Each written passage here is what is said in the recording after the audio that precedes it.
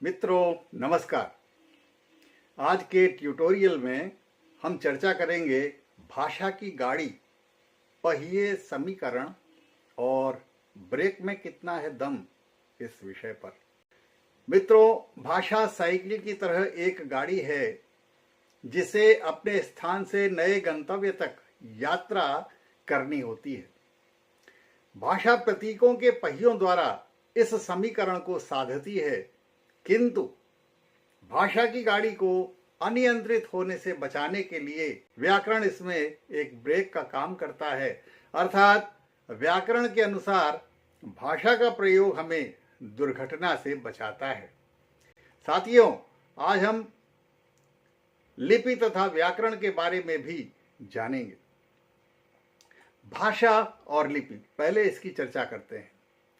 मौखिक भाषा का लिखित रूप ही लिपि है। अगर ये कहें कि लिपि क्या है तो हम कह सकते हैं कि मौखिक भाषा का लिखित रूप ही लिपि है। दूसरे शब्दों में मौखिक ध्वनियों के पहचान चिन्ह ही लिपि कहलाते हैं। हिंदी भाषा की लिपि देवनागरी है। सभी जानते हैं देवनागरी हिंदी भाषा की लिपि है। देवनागरी लिपि का विकास ब्राह्मी लिपि से माना जाता है। तो देवनागरी लिपि की जहां तक बात है, इसकी कुछ विशेषताएं हैं।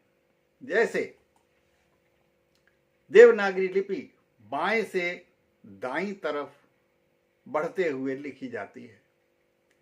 देवनागरी लिपि के अक्षर, वर्ण, शब्द या पद, ये सब शिरोरेखा से बंधे होते हैं। देवनागरी लिपि में हिंदी भाषा की वैज्ञानिकता को बनाए रखने के लिए ध्वनि, हर एक ध्वनि के अलग अलग चिन्ह होते हैं। छोटी से छोटी और कठिन से कठिन ध्वनि के अपने अपने अपने पृथक पृथक चिन्ह हैं। इसलिए लिपि में स्वर रहित तथा स्वर युक्त वर्णों को दर्शाने की वैज्ञानिक स्पष्टता है। अनुस्वार तथा चंद्रबिंदु के प्रयोग इसकी वैज्ञानिकता को और भी सुस्पष्ट कर देते हैं। देवनागरी ध्वनि विज्ञान की लिपि है। देवनागरी लिपि ध्वनि विज्ञान की लिपि है। अतः जैसे बोली जाती है वैसे ही लिखी जाती है, और जैसे लिखी जाती है वैसे ही बांची भी जाती है। ये लिपि के संबंध में कुछ खास बातें थी। अब हम देखते हैं व्याकरण। ब्रेक, लिपि की गाड़ी को नियंत्रित करने में जितना सशक्त ब्रेक होगा, भाषा उतनी प्रबल और सफल, दक्ष होगी। यह व्याकरण क्या है?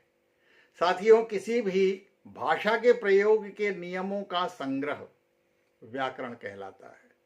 किसी भी भाषा के प्रयोग के लिए जो नियमों का एक संकलन है, संग्रह है, संहिता है, उसे हम व्याकरण कहते हैं। यह एक शास्त्र होता है। इसलिए शब्दों, वाक्यों तथा भाषा की संरचना के सही तरीकों का निर्देश व्याकरण करता है। व्याकरण की भी कुछ खास विशेषताएं हैं, कुछ खास बातें हैं। आइए दो चार कुछ प्रमुख विशेषताओं पर, कुछ खास बातों पर ध्यान डालते हैं। भाषा के विकास के बाद भाषा की व्यवस्था के लिए, भाषा को सुव्यवस्थित ढंग से प्रयोग करने के लिए व्याकरण की आवश्यकता हुई। तो हम कह सकते हैं कि भाषा के विकास के बाद भाषा की व्यवस्था के लिए व्याकरण का निर्धारण होता है। पहले भाषा आती है, बाद में व्याकरण का उसे व्यवस्थित करने के लिए व्याकरण का विकास होता है। व्याकरण से भाषा के शुद्ध प्रयोग के साथ भाषा में दक्षता भी प्राप्त होती है। कही और लिखी बात को सही अर्थ मिल सके, हमारे या किसी के द्वारा लिखी और कही बात का सही अर्थ ध्वनित तो हो सके, इसके लिए व्याकरण की बहुत आवश्यकता है, व्याकरण की बहुत जरूरत है। जैसे एक उदाहरण, कोई व्यक्ति कहना चाहता है रोको मत जाने दो, तो रोको के बाद उसे अर्ध विराम, अल्प विराम, ऐसा कुछ लगाना होगा। तो अल्प विराम वहां पर लगेगा। उस समय उसका उच्चारण होगा, व्याकरण बताएगा कि रोको, अल्प विराम मत जाने दो। लेकिन अगर उसने अल्प विराम का प्रयोग गलत कर दिया, गलत स्थान पे कर दिया, तो अर्थ विपरीत हो जाएगा और अर्थ बनेगा रोको मत, जाने दो।